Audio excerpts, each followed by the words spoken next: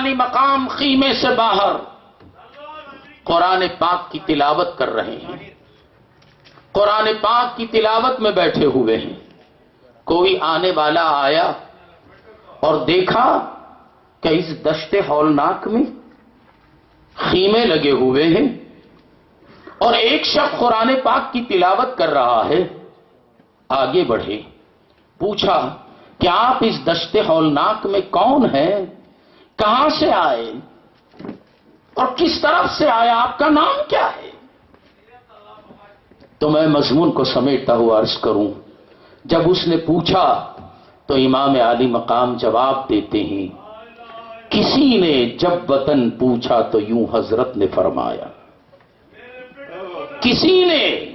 جب وطن پوچھا تو یوں حضرت نے فرمایا، مدینے والے کہلاتے تھے اب ہیں کربلا والے، مدینے والے کہلاتے تھے اب ہیں کربلا والے۔ رات ختم ہوئی، صبح فجر کی اذان، علی اکبر نے اذان بلند کی، حسن مجتبی کی امامت میں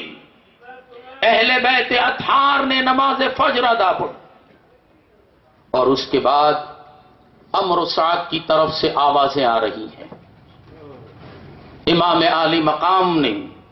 اتمام حجت کے لیے اپنا حسب و نسب بتایا، اس کا بدلہ صرف ایک تیر تھا۔ جنگ چھڑ گئی، جان نثارہ نے اہل بیت جان قربان کر گئے،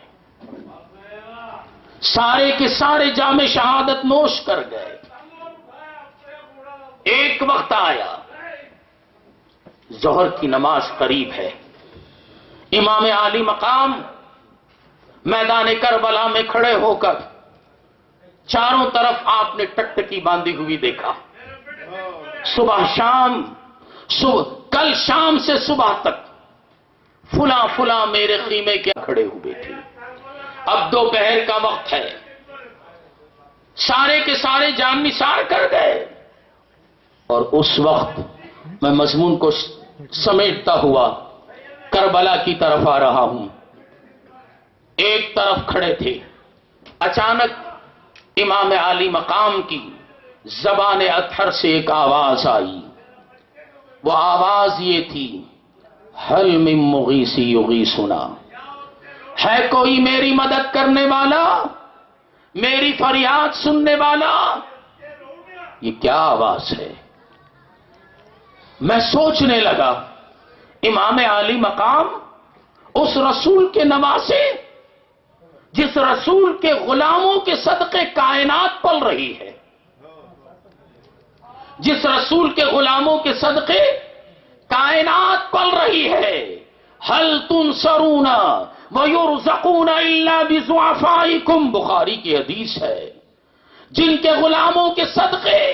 مددیں مل رہی ہیں، رزق مل رہا ہے، اس رسول کا نواسا